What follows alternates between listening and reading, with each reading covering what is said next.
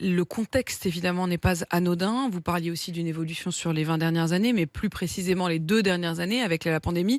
On a beaucoup parlé des conséquences psychologiques. Est-ce que ça, c'est quelque chose que vous constatez, l'arrivée de nouveaux malades mentaux, de nouvelles personnes qui sont atteintes d'une forme de maladie mentale? Absolument. Déjà, ce qu'on constate, c'est en quantité. On a de moins en moins de personnel et de plus en plus de malades. Donc, vous voyez, il y a un moment où ce système devient compliqué.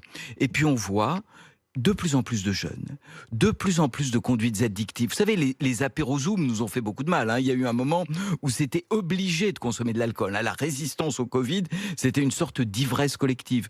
Donc on voit aujourd'hui des banalisations de consommation de substances. Qu'est-ce qu'on fait quand on voit autour de soi quelqu'un qui commence à banaliser la consommation d'alcool ou de drogue?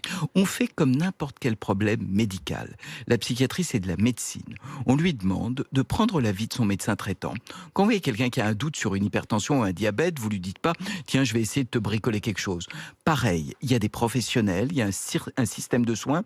Ce sont des maladies tellement fréquentes qu'il n'y a pas un accès direct aux spécialistes. Et ceux dont sont malades, moi je suis président d'honneur de la Société française d'alcoolologie, et je le sais, ceux dont sont malades, nos malades de l'alcool, c'est d'une double peine. Un, on pense qu'ils sont incurables. Quelqu'un qui a bu est incurable. Deux, on pense que c'est pas des vrais malades.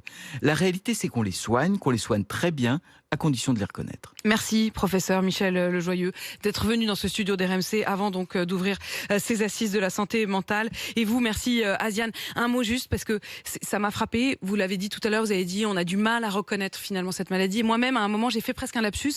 Je voulais dire ces nouveaux malades mentaux, et j'ai eu une gêne, j'ai eu presque une honte à le dire, alors que vous nous dites au fond, il faut à un moment assumer les choses. Bien sûr, et se rappeler, et Asiane l'a dit très bien, que la santé c'est global. Il y a une des tables rondes qui va parler de la santé physique des malades psychiatriques. La santé, ce n'est pas divisible, on va bien dans son esprit et dans son corps. Merci.